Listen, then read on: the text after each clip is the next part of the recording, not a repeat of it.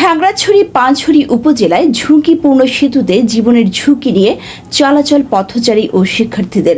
বিপ্লব তালুকদার খাগড়াছড়ি থেকে পাঠানো প্রতিবেদনে দেখুন বিস্তারিত। পাঁচছড়ি উপজেলার ৩ নং ইউনিয়নের গোলক প্রতিমা ছড়ার ওপর নির্মিত কালভার্টটি এখন মৃত্যুফাঁদে পরিণত হয়েছে। বছরখানেক আগে সেতুর মাঝ বরাবর দুটি অংশ ভেঙে পড়লেও এখনও তা মেরামতের উদ্যোগ নেয়নি কর্তৃপক্ষ।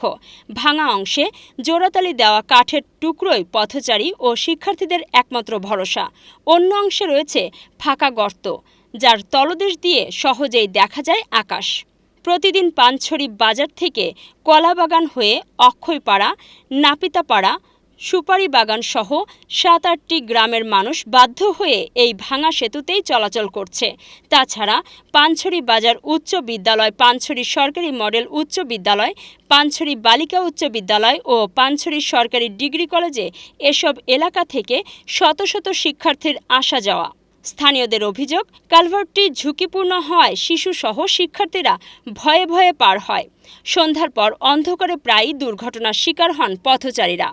এলাকাবাসীর একটাই দাবি, দ্রুত ব্যবস্থা নিয়ে কালভার্টটি যেন চলাচলের উপযোগী করা হয়, নতুবা বড় কোনো দুর্ঘটনা যে কোনো সময় ঘটতে পারে বলে আশঙ্কা করছেন সবাই। আমাদের ব্রিজটা ভাঙা, আমাদের হাতে কষ্ট হয়, গাড়ি আসতে পারে না। এই ব্রিজটা ঠিক করার জন্য আমরা প্রশাসনের কাছে অনুরোধ জানাচ্ছি। আমিও এই ব্রিজে সবসময় চলাচল করি, এই রাস্তা দিয়ে সবসময় দুর্ঘটনার সম্মুখীন হয় এখানে। আর রাত্রে তো চালানো যায় না, এখানে প্রায় 15-20 হাজার লোক যাতায়াত করে এই ব্রিজে। এই ব্রিজটার অনেক আমার কষ্ট হচ্ছে, ছেলে মেয়েদের সাথে আমার প্রচন্ড কষ্ট। এই ব্রিজটা যদি সরকারে যদি ঠিক মতো যদি আমরা যদি বেল করে, আমি উপযুক্ত আমি সরকারের আবেদন করি। আমি এই জিনিসটা আমাদের থেকে ভয় লাগে। এই ব্রিজটার উপর থেকে অনেক দেখা যাচ্ছে স্কুলের ছাত্রীরা সন্ধ্যার পরে পড়ে গেছে। আপনার এগুলাকে কি বলবো, আমরা ভাষা বলার মতো আমার কোনো কিছু নাই। উচিত মনি চাকমা, চেয়ারম্যান ৩ নং পাঁচছড়ি ইউনিয়ন, তিনি বলেন, গোলক প্রতিমা ছড়া কালভার্টের উপর দুটি অংশ ভেঙে পড়ে গেছে। কাঠের টুকরো দিয়ে জোড়াতালির মাধ্যমে ঝুঁকিপূর্ণভাবে চলাচল করছে। কালভার্টটির নিচের অংশ ও পিলার পুরোই ভাঙাচোরা। কালভার্টটি জরুরি ভিত্তিতে মেরামত বা নতুনভাবে নির্মাণের জন্য প্রশাসনের দৃষ্টি কামনা করছেন তিনি।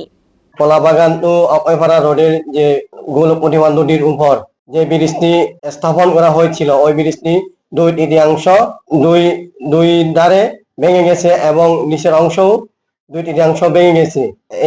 এই ব্রিজ দিয়ে শত শত মানুষের চলাচল এবং ওই এলাকার প্রায় 8-10 হাজার লোকের বসবাস। তাই এই ব্রিজটি দ্রুত গতিতে সংস্কার অথবা নতুনভাবে নির্মাণ করার জন্য প্রশাসনের সুদৃষ্টি কামনা করছি।